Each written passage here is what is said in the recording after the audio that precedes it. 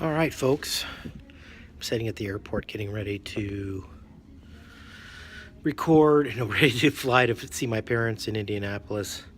Feeling like I should have lost weight before I go see my sister and my brother. I haven't seen them in 4 years. So a couple thoughts. As far as diet goes and weight loss, there are a number of diets which people have tried. I think the biggest trend right now is the paleo diet and the Mediterranean. And I think people are still doing Weight Watchers and Jenny Craig and stuff.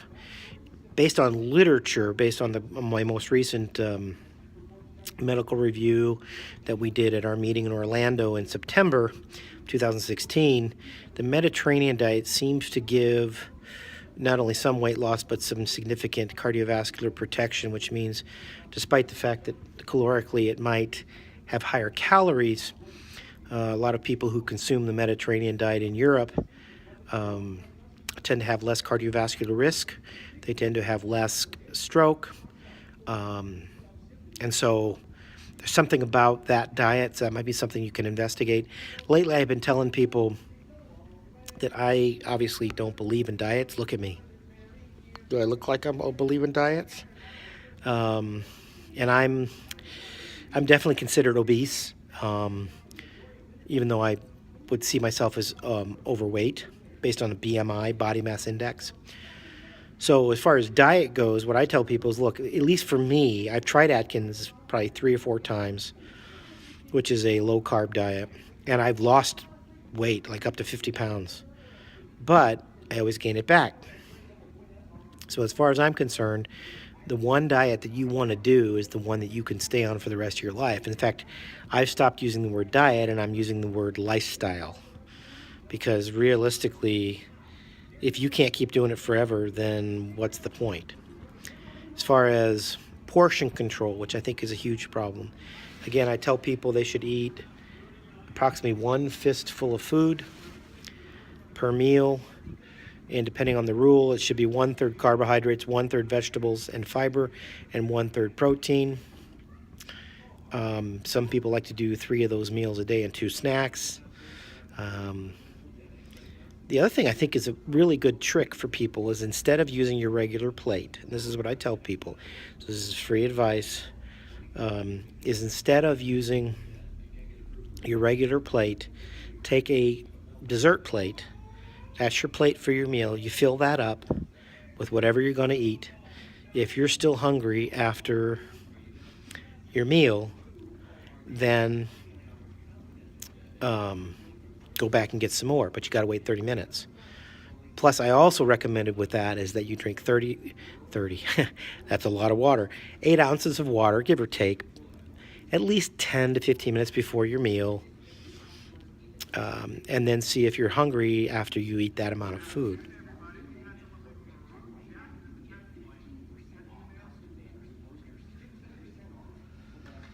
So,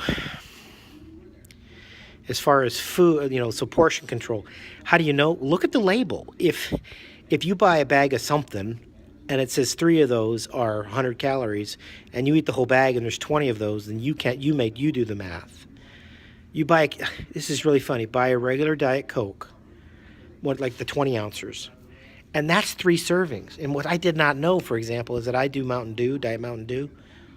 There's like 3 or 4 calories per serving. Well, the bottle I drink is 20 plus ounces, maybe 36 ounces, and it's 3 or 4 calories. Well, and then guess what? That's like 12 calories. But it's supposed to be 0 calories. Well, read the label.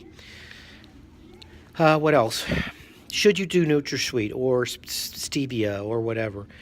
I think if you're actively trying to lose weight, unless you're allergic to that stuff and you do it in moderation, it should be fine. What about cooking? Obviously, steaming, broiling is better. There's a lot of controversy about the use of the microwave. Pretty much don't heat stuff up in the microwave in plastic, or like, say you have leftovers and you're going to heat them up. Put them on a plate and cover them with just a damp paper towel. There's a lot of belief that use of these compounds that make up plastic, etc., can be carcinogenic. What else? You know, the other one is to look at the kind of food you're eating. High fiber, lots of veg. So I think it's important as well that, you got to get creative. You can't just freaking eat like carrots and celery and,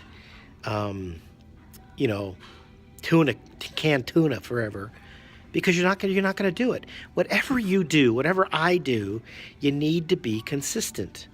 And that's my problem. I've not been consistent. I get weak. I get ticked off. It's not fair. Why me? I have a pity party.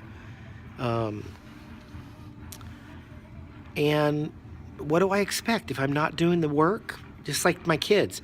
If you don't do the work, you're going to get the grade you get. I got a C. Did you do the work?